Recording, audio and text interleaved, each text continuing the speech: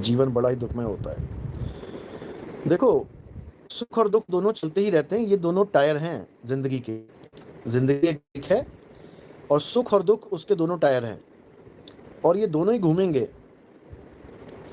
एक टायर पे बाइक नहीं चलेगी, याद रखो।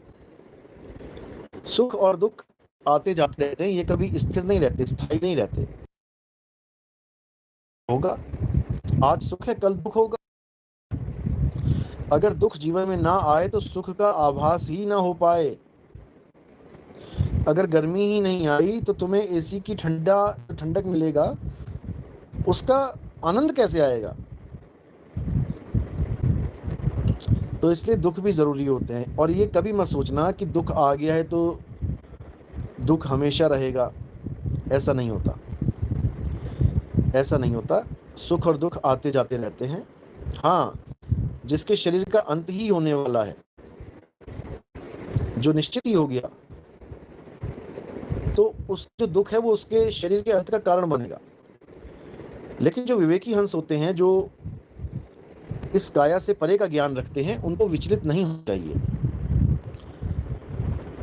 उनको शरीर से हमेशा हटके सोचना चाहिए, विचार रखना चाहिए। उनको ये तो पता है कि उनका अंत कभी नहीं हो सकता, वो अमर आत्मा है।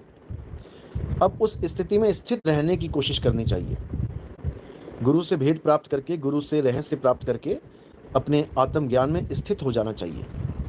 यही गीता में समझाया गया था कि जो अपने आत्मा में स्थित हो जाते हैं, अपनी आत्मा में रमण करते हैं, उनके लिए कोई कर्म कर्तव्य लागू ही नहीं होता। यानी अब काया से परे अपने आत्म स्वरूप में स्थिर हो जाओ। अब यही घड़ियां हैं संभालने की। और जहाँ पर आपकी सूरत होगी, आपका ध्यान होगा, अंत समय में आपका वास वहीं हो जाएगा, समझ लो। और मौत एक ऐसी चीज़ है जो केवल उसको डरा सकती है जिसको मरने की कला नहीं आती, केवल उसको डराती है ये। और जो मरना जानता है, जिसको पता है कि मौत के वक्त क्या करना है, वो तो जीते जी काम स्टार्ट कर देता है। उसको मौत का इंतज़ार नहीं रहता कि मौत आएगी तो क्या होगा क्या नहीं होगा। वो उसी पल से मर रहा है।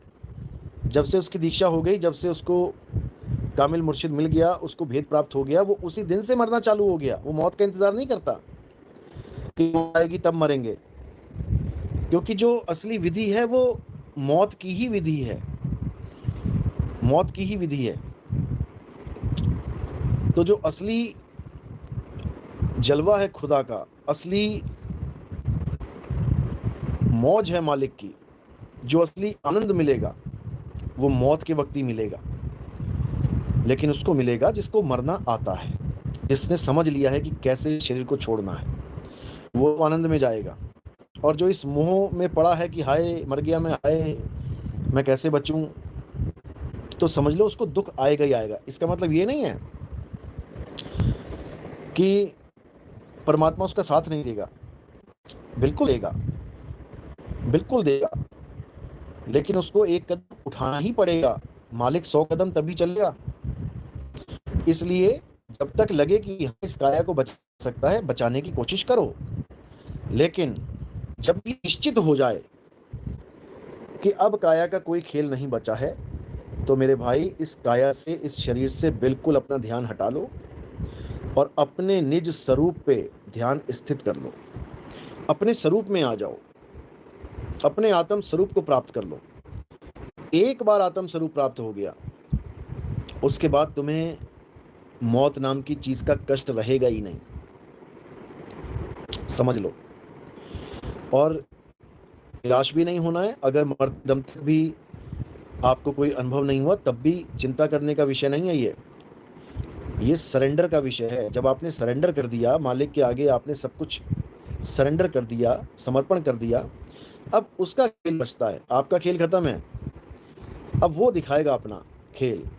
जैसे मैंने कई बार समझाया है कि जब कोई बच्चा, छोटा सा बच्चा जिसको पिता हवा में उछाल देता है, तो बच्चा अगर डरता है तो वो कभी उस आनंद को प्राप्त कर ही नहीं सकता। जो हवा में उछलने का आनंद है उसको वो कभी प्राप्त कर ही नहीं सकता, वो डरता ही रह जाएगा। और जिसने पूरा विश्वास कर लिया कि मेरा पिता मुझे 101% कैच करेगा, वो छोड़ ही नहीं सकता। समझ लो वो पूरे आनंद में रहेगा। बस यही हमने समझना है। आत्मा का जलवा समझ में आता है जब देह छूटने लगती है, तब पता लगता है कि बाप रे बाप, ये क्या है।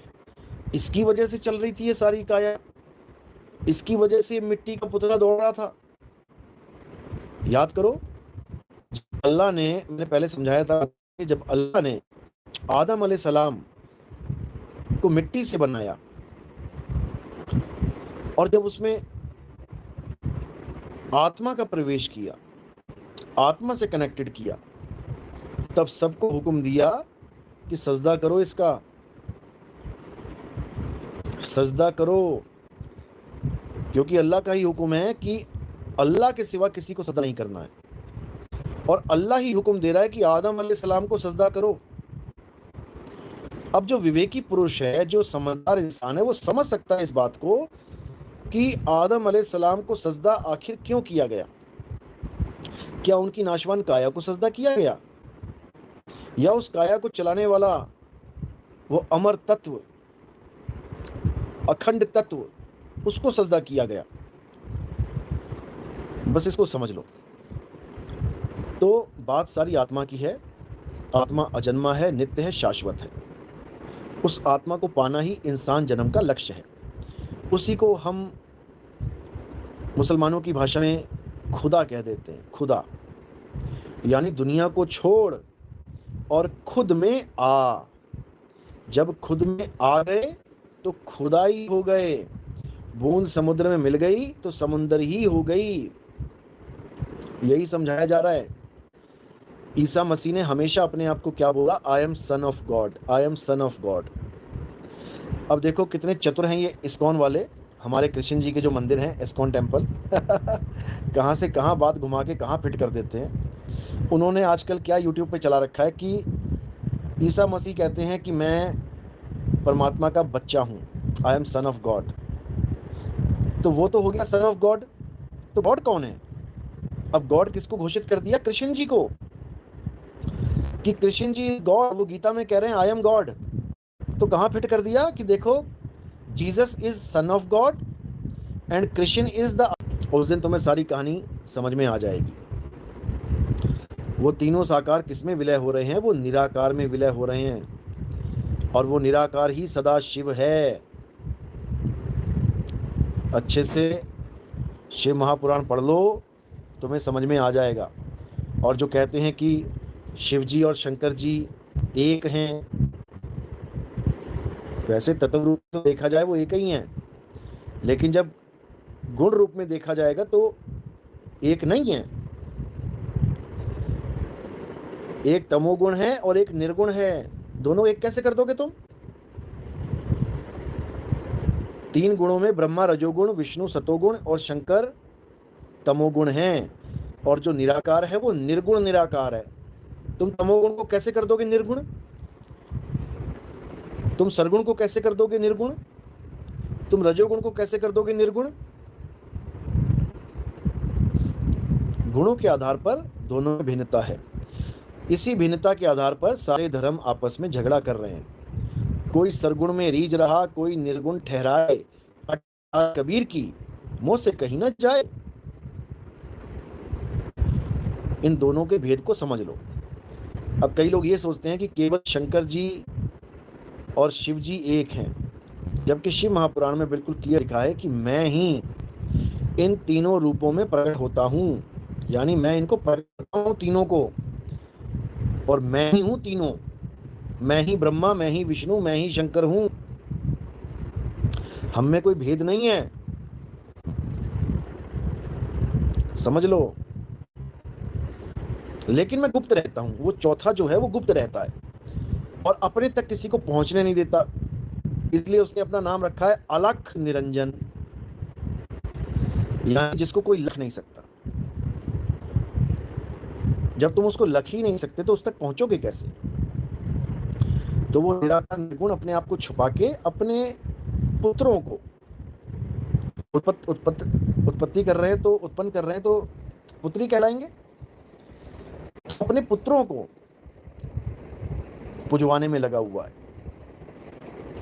ब्रह्मा विष्णु महेश जी की पूजा करवाने में लगा हुआ है, ताकि कोई निर्गुण निराकार तक पहुंच ही ना पाए।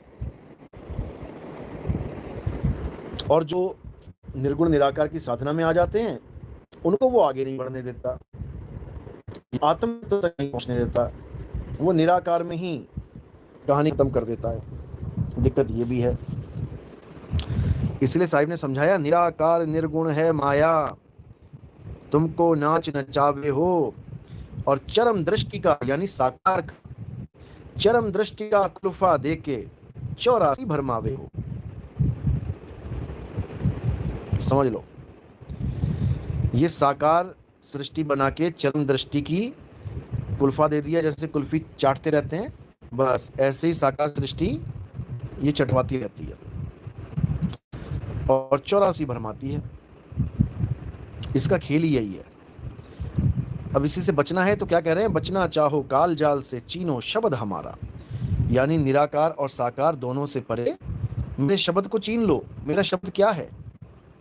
अरे शब्द शब्द सब कोई कहे, वह तो शब्द विदेह, और जीबा पे आवे नहीं, निरख परख कर ले। सारे लोग संत क्या करते हैं, कबीर साहब की बाणियां दिखा दिखा के, देखो कबीर साहब भी कह रहे हैं, राम राम जपो, राम नाम की लूट है, लूट सके तो लूट, अंतकाल पछताएगा जब प्राण जाएंगे छूट।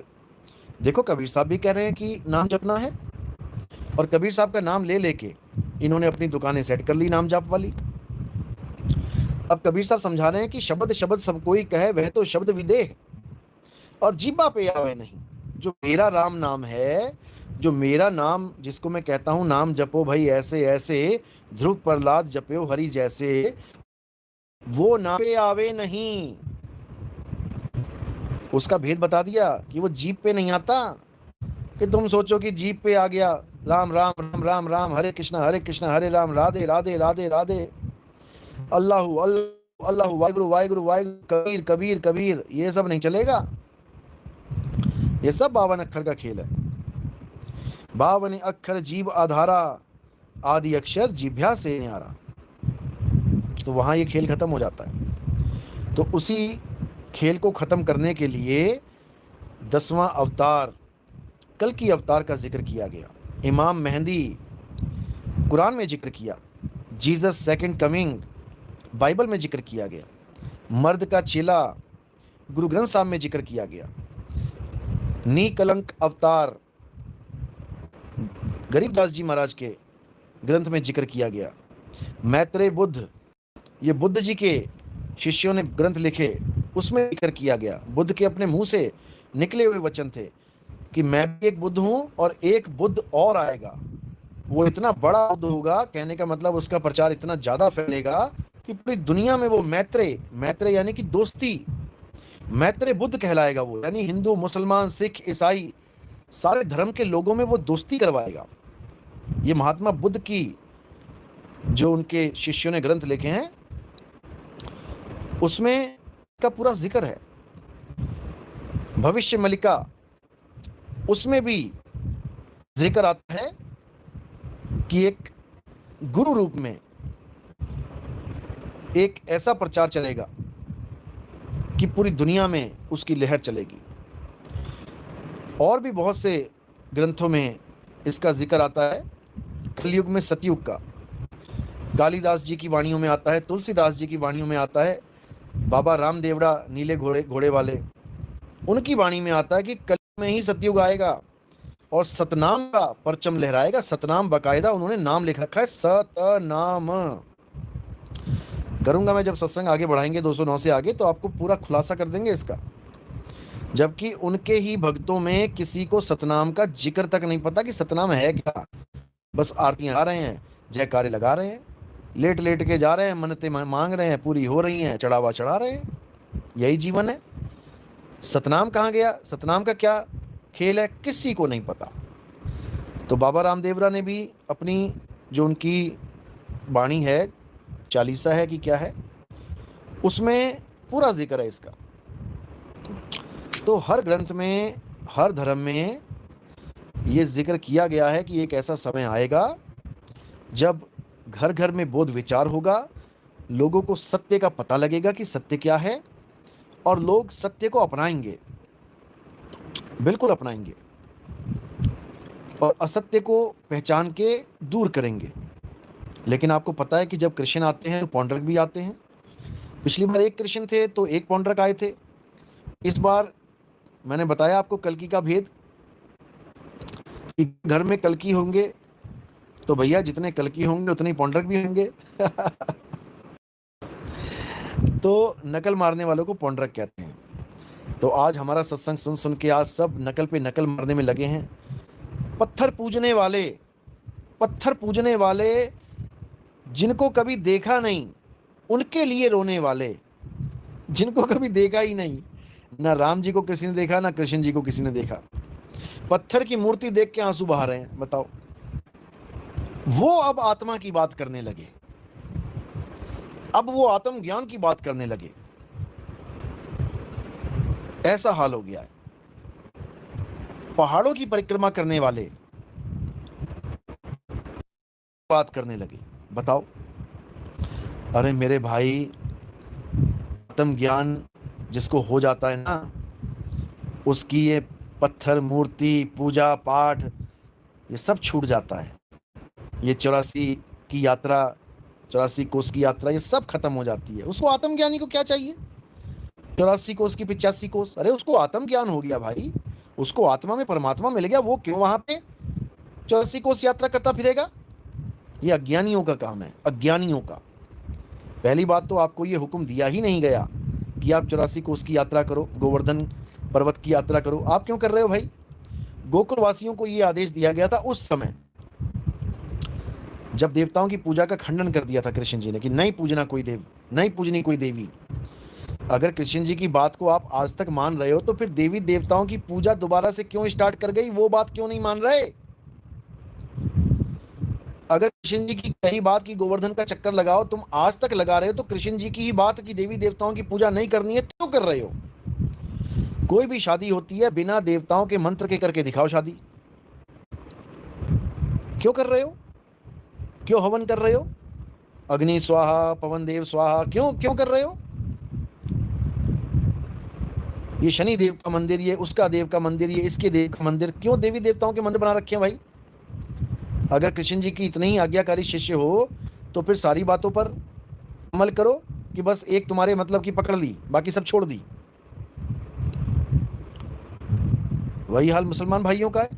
किस अल्लाह ने तुम्हें कहा कि तुम बकरे की बलि दो? दिखा दो कहीं किसी को हुक्म दिया हो।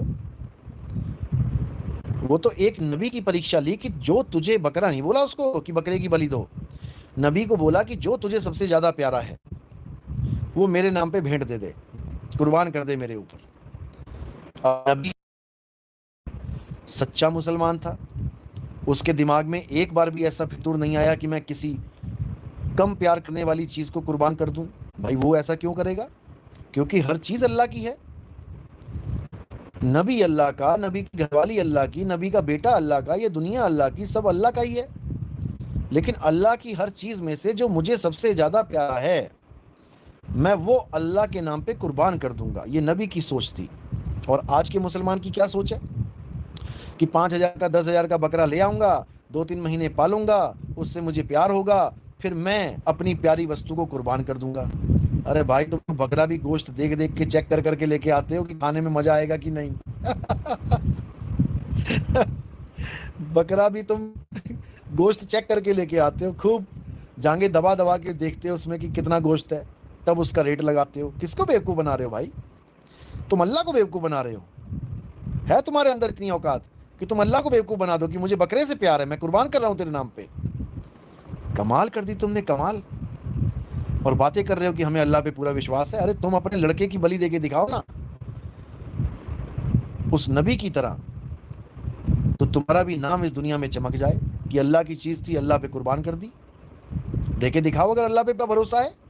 तुम्हें 72 हूरों पे भरोसा है, तुम्हें जन्नत पे भरोसा है, तुम्हें जन्नत की शराब पे भरोसा है कि जो कुरान में लिखा है बिल्कुल सही लिखा है, लेकिन तुम्हें इस पे भरोसा नहीं है कि अगर मैंने अपने बेटे की बलि दे दी तो वो जीवित हो जाएगा। तुम्हें इस बात पे भरोसा नहीं है। अपने दिल पे हाथ रख के पूछ लो। लेकिन उस नबी को था। ये फर्क है एक सच्चे मुसलमान और एक कच्चे मुसलमान में। वो नबी सच्चा मुसलमान था और आप एक कच्चे मुसलमान हो, बस फर्क इतना ही है। 5 टाइम की नमाज पढ़ के तुम सोच रहे हो मैं पक्का मुसलमान हो गया, बिल्कुल नहीं। या तो बात मानो मत, क्योंकि तुम्हें कही नहीं, तुम्हें नहीं कहा कि बकरा काटो, या तो मत मानो बात, क्योंकि तुम्हें कहा ही नहीं। और अगर मान रहे हो तो फिर सच्चाई से मानो, फिर बकरा नहीं आना चाहिए, फिर अपना लड़का आना चाहिए। क्योंकि नबी के साथ जो बात हुई थी अल्लाह की, वो उसकी सबसे प्यारी वस्तु की हुई थी, ना कि बकरे की हुई थी। इतना समझ लो। तो तुम अल्लाह को जो चढ़ा रहे हो, पहली बात तो जब हम किसी को भेंट देते हैं तो भेंट में से कभी अपना हिस्सा नहीं लेते, याद रखना।